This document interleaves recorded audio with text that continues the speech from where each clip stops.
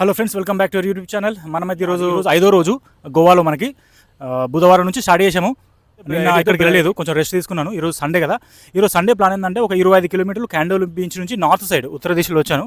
ఉత్తర దిశలో వస్తే ఏంటంటే మనకు ఆరంబోల్ బీచ్ వస్తుంది. ఇంకా ఇక్కడనే మార్జిన్ బీచ్, తర్వాత కొన్ని కేవ్స్, తర్వాత ఒకటి స్వీట్ లేక్ అని, తర్వాత పారాగ్లైడింగ్ స్పాట్ అని, తర్వాత ఇంకొకటి నైట్ మార్కెట్ లాంటివి ఉన్నాయి. సో ఇవైతే ఈరోజు కవర్ చేద్దాం. సో నెంబర్ 1 స్పాట్ ఫస్ట్ మనం చూసేది ఆరంబోల్ బీచ్. దీని తర్వాత మనం స్వీట్ లేక్, అక్కడ ఒక కేవ్ ఉంటుంది, అది చూసుకొని తర్వాత పారాగ్లైడింగ్ స్పాట్ దగ్గరికి వెళ్ళి రిటర్న్లో ఒకటి బాగా బీచ్ దగ్గర అనుకుంటా మనకు నైట్ మార్కెట్ ఉంటుంది. దాంతో పాటుగా వీలైతే కనుక బాగా బీచ్లో నైట్ లైఫ్ ఇవన్నీ అయితే ఈరోజు కవర్ చేద్దాం. ఓకే, సో మనమైతే ఫస్ట్ ఇక్కడికి ఎంటర్ అయిన తర్వాత ఆరంబుల్ బీచ్కి టికెట్ ప్రైస్ అయితే ఒక 30 రూపాయలు తీసుకున్నారు. సో మిగతా వాళ్ళైతే 50 రూపాయలు తీసుకున్నారు. కానీ అక్కడ క్యాండోలిం బీచ్, బాగా బీచ్ దగ్గర ఇక్కడైతే 30 రూపాయలు తీసుకున్నారు బైక్ కోసం. సో అంతా పార్కింగ్ లాంటే. ఇక్కడ ఏంటంటే మనకు ఎక్కువగా ఫారినర్స్ చాలా మంది కనిపిస్తారు. ఆరంబుల్ బీచ్ సైడ్ వస్తే కనుక రకరకాల దేశాల నుంచి, స్విట్జర్లాండ్, యూరోప్ నుంచి, యూకే నుంచి, రష్యా నుంచి, రకరకాల దేశాల నుంచి అయితే ఇక్కడ ఉంటారు. ఎందుకంటే ఇటు సైడ్ కొంచెం పీస్ఫుల్గా ఉంటుంది. ఓకే, సో మనం అయితే ఎంటర్ అయిపోదాం. స్టార్టింగ్లో ఏంటంటే మనకు రకరకాల షాపింగ్ సంబంధించిన వస్తువులు ఉన్నాయి.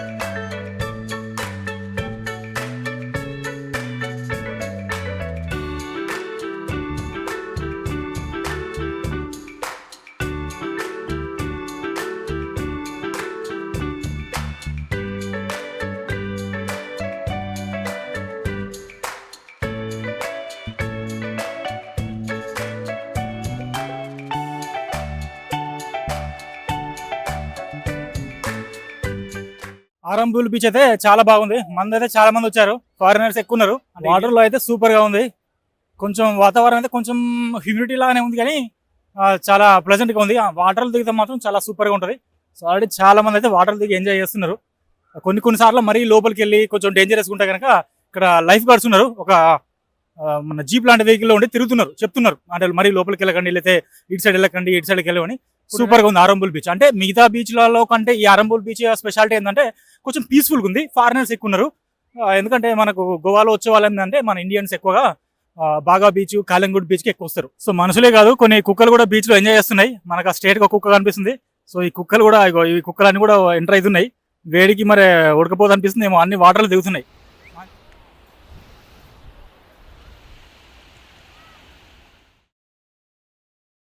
ఇక్కడ కూడా మనకు బీచ్లోకి వచ్చిన తర్వాత రకరకాల బీచ్ షాక్స్ లాగా ఉన్నాయి. బయట చైర్స్ లాగా ఉన్నాయి, పడుకునే రిలాక్స్ అయ్యే చైర్స్. అందులో కూర్చుని రకరకాల వాళ్ళు అయితే డ్రింక్స్, ఫుడ్ అలాంటివి అయితే ఎంజాయ్ చేస్తున్నారు. సన్సెట్ అయితే మంచిగా కనిపిస్తుంది. ఇంకా సన్సెట్ టైం కాలేదు యాక్చువల్గా, అరౌండ్ 3:30 అవుతున్నట్టుంది. సో నెక్స్ట్ అయితే మనము వేరే దగ్గరికి అయితే వెళ్దాము. ఎందుకంటే ఆరంబుల్ బీచ్ చాలా బాగుంది, బాగా నచ్చింది. చాలా ప్రశాంతంగా ఉంది, చాలా పొడుగుంది. మనకి వెనక కనిపిస్తుంది గుట్ట.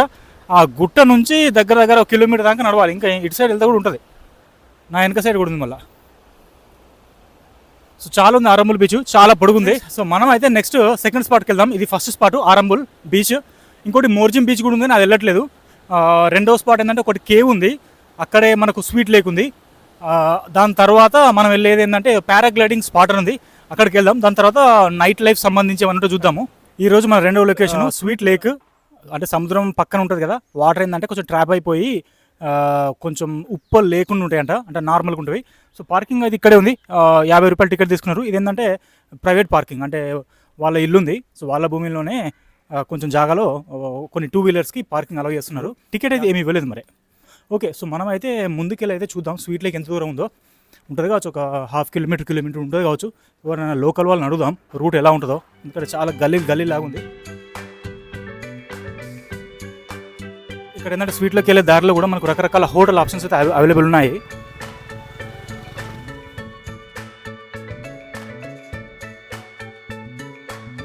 హలో ఫ్రెండ్స్, మన ఈ రోజు అయితే 3వ లొకేషన్ స్వీట్ లేక్ అంట.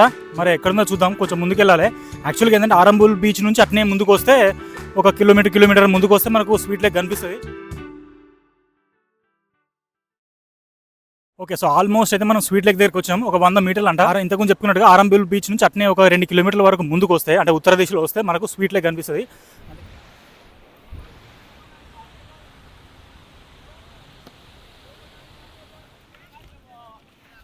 సో ప్రెజెంట్ అయితే మనం ఇప్పుడు స్వీట్ లేక్ దగ్గరికి వచ్చాం. ఇక్కడ ఆరంబోల్ బీచ్ నుంచి పైకి వస్తే కనుక సో ఇక్కడ లైఫ్ గార్డ్స్ ఉన్నారు ఈ లోకల్ వాళ్ళు. సో ఇతను కొంచెం ఇన్ఫర్మేషన్ అడుగుదాం. ఇది స్వీట్ లేక్ అని ఎందుకంటారు అనే విషయాలు అయితే అడుగుదాం. यहाँ से मीठा पानी है इस साइड में और बीच में ऐसा नारियल का पेड़ जैसा है और ये साइड में दरिया है आप देख सकते हो। यहाँ पे बहुत सारे लोग आते हैं, फॉरेनर इंडियन मिक्स रहते हैं यहाँ पे। సో మనమైతే స్వీట్ లేక్ వచ్చాము. మనకి వెనక సైడ్ ఉంది, చూద్దాం లోపలికి వెళ్ళి. అయితే యాక్చువల్గా నేనేమనుకున్నా అంటే ఈ సముద్రం నీళ్ళు ఉంటాయి కదా, ఇవి ట్రాప్ అయితే అనుకున్నా. ఇవి అలా కాదంట. యాక్చువల్ పైన కొండలు ఉంటాయి, మీకు చూపిస్తాను. ఆ కొండల పై నుంచి వర్షాకాలం టైంలో వాటర్ వస్తాయి ఫోర్స్ కొద్ది, ఒక రివర్, చిన్న రివర్ లాగా. ఆ వాటర్ ఫోర్స్ కొద్ది వచ్చి ఇట్లా ముందుకు వెళ్ళి సముద్రంలో కలుస్తాయి. సో వర్షాకాలంలో వస్తే స్వీట్గా ఉంటాయి. ఇప్పుడు ఏంటంటే ఈ సముద్రం వాటర్ వెనక్కి వచ్చినాయి, బ్యాక్ వచ్చేసి కొంచెం మిక్స్ అయిందంట, ఉప్పుగా ఉన్నాయంట.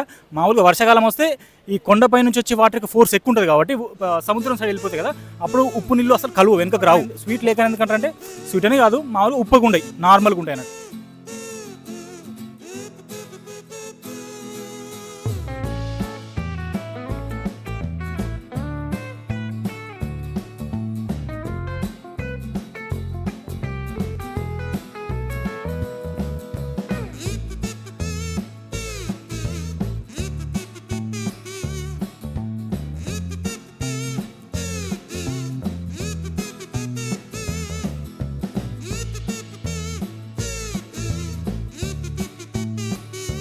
ట్రావెలింగ్లో ఈరోజు రెండవ లొకేషన్ ఆరంబుల్ బీచ్ అయిపోయిన తర్వాత స్వీట్ లేక్ వచ్చాము. ఇంతకుముందు చూసాము, వాటర్ కూడా మంచిగా ఉన్నాయి. సో ప్రజెంట్ అయితే నెక్స్ట్ లొకేషన్ అయినటువంటి వేరే దగ్గరికి వెళ్దాం. ఒక కేవ్ ఉంది, దాని పేరు ఆ క్యారీ బీచ్ దగ్గర ఒక కేవ్ ఉంటుంది. కేవ్ అంటే చాలా పెద్దగా ఉండదు, ఒక 100 మీటర్లు 50 మీటర్లు ఉంటుంది, చాలా చిన్నగా ఉంటుంది. బట్ అందులోకి వెళ్ళి అయితే మనం డిఫరెంట్ ఎక్స్పీరియన్స్ ఉంటుంది కాబట్టి అక్కడ క్యారీ బీచ్ కూడా ఉంటుందంట. ఆ బీచ్, ఆ చిన్న కేవ్, ఆ రెండు చూసుకొని వీలైతే మనం పారాగ్లైడింగ్ స్పాట్ కూడా ఉంది గోవాలో, అక్కడ కూడా వెళ్దాం.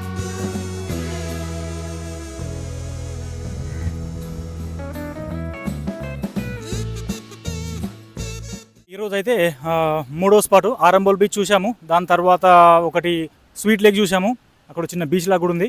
తర్వాత మనకు వచ్చింది కేరియం బీచ్. ఈ కేరియం బీచ్ దగ్గరనే మనకు కేరియం కేవ్ కూడా ఉంటుంది, అంటే చిన్నగానే ఉంటుంది. ఇక్కడనే మనకు పారాగ్లైడింగ్ సంబంధించిన అవి కూడా జరుగుతాయి. 35 తీసుకుంటారంట.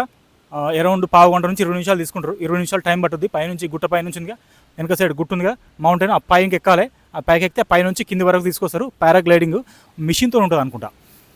విత్ గోప్రో వీడియో కూడా షూట్ చేసి మనకి ఇస్తారంట, 3500 రూపీస్.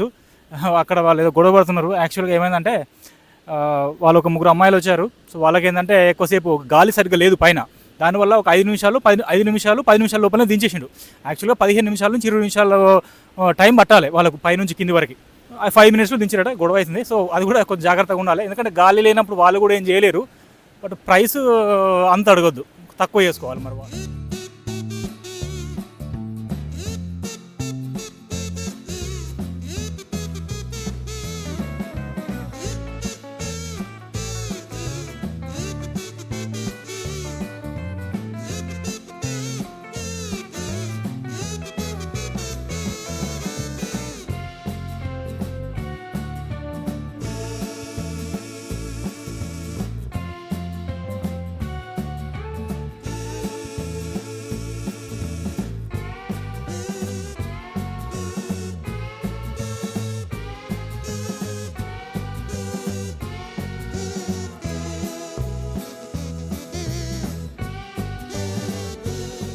కేరియం కేవ్కి పోవాలంటే కనుక కేరియం బీచ్ ఉంది కదా, అక్కడ నుంచి ఒక 1/2 కిలోమీటర్ దాకా పోవాలి.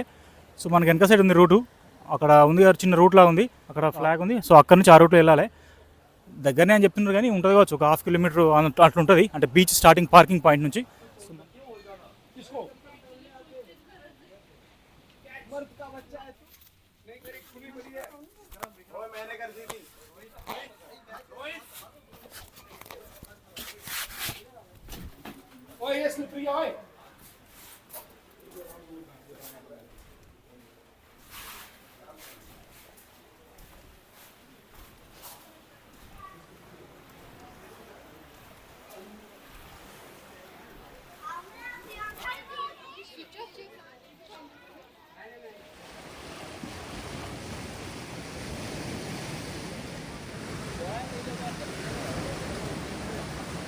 సో కేరిమ్ బీచ్ నుంచి అయితే మనం కేరిమ్ కేవ్కి వచ్చాం, చూసాము.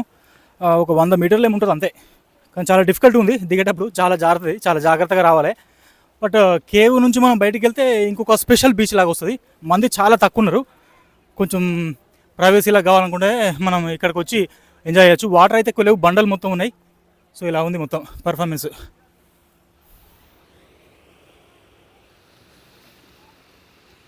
ఓకే ఫ్రెండ్స్, ఈరోజు అయితే ఇంతే. మొత్తం మనం ఈరోజు మొత్తం ఎన్ని చూసామంటే 4 లొకేషన్లు చూసాం. ఫస్ట్ ఆరంబోల్ బీచ్ చూసాము, స్వీట్ లేక్ వెళ్ళాము, స్వీట్ లేక్ దగ్గర స్వీట్ లేక్ బీచ్ కూడా చూసాము, అది రెండవది. మూడవది ఏంటంటే మనం ఇక్కడ కేరిమ్ బీచ్కి వచ్చాము, కేరిమ్ కేవ్స్ చూసాము. దాంతోపాటుగా మనకు పైన చూస్తే కనుక ఇంతకుముందు పారాగ్లైడింగ్ చాలా వీడియోలో మనకు కనిపించింది. ఇక్కడ ఇది కేరిమ్ బీచ్ దగ్గర ప్రైస్ 3,500 రూపాయలు అట్లా తీసుకుంటారంట. పావు గంట నుంచి 20 నిమిషాలు టైం పట్టుద్ది పైనుంచి కిందికి దిగవరకు. అయితే ఏంటంటే మనం ఇక్కడ నుంచి కొంచెం ట్రెక్కింగ్ చేసి గుట్టపైకి పోవాలి. ఆ గుట్టపైకి వెళ్తేనే మనకు అక్కడ నుంచి కిందికి దించుతారు, కింద ఉండదు, పైకి వెళ్ళి నడవాలి. 1 కిలోమీటర్ అట్లా ఉంటుందేమో, ఒక పావు గంట నడిస్తే మనకు వస్తుంది. నాకు తెలిసి పైకి అంటే కింద టికెట్ తీసుకున్నాక వీళ్ళు పైకి తీసుకెళ్తారేమో. సో అలా పారాగ్లైడింగ్ కానీ ఇవి కానీ ఎంజాయ్ చేయొచ్చు. వాళ్ళు గోప్రో వీడియో కూడా ప్రొవైడ్ చేస్తారు పైనుంచి దిగేటప్పుడు. సో మొత్తానికి అయితే సూపర్గా ఉంది. సో ఈరోజు హైలైట్ ఏంటంటే Arambol beach it's okay, but నాకు కేరిమ్ బీచ్ బాగా నచ్చింది. కేరిమ్ తర్వాత స్వీట్ లేక్ అంటే ఆరంబోల్ బీచ్ నుంచి ఒక 2 కిలోమీటర్ నుంచి 3 కిలోమీటర్లు ముందుకెళ్తే వస్తుంది. నేనేంటంటే బైక్ ఉంది కాబట్టి వేరే రూట్లో వెళ్ళాను, వేరే దగ్గర పార్క్ చేసి మళ్ళీ వచ్చాను. బట్ మీరు ఆరంబోల్ బీచ్ నుంచే మీరు స్వీట్ లేక్ కూడా వెళ్ళొచ్చు. తర్వాత ఇక్కడికి రావాలంటే కనుక ఒక 4 కిలోమీటర్లు స్వీట్ లేక్ నుంచి రావాలి. ఒక 10 కిలోమీటర్లు 20 నిమిషాల దాకా పడుతుంది మీకు ఇక్కడికి రావడానికి. ఇక్కడ నుంచి ఆరంబోల్ బీచ్ నుంచి ఈ కేరిమ్ బీచ్ వరకు. కేరిమ్ కేవ్ కూడా ఇక్కడనే ఉంది.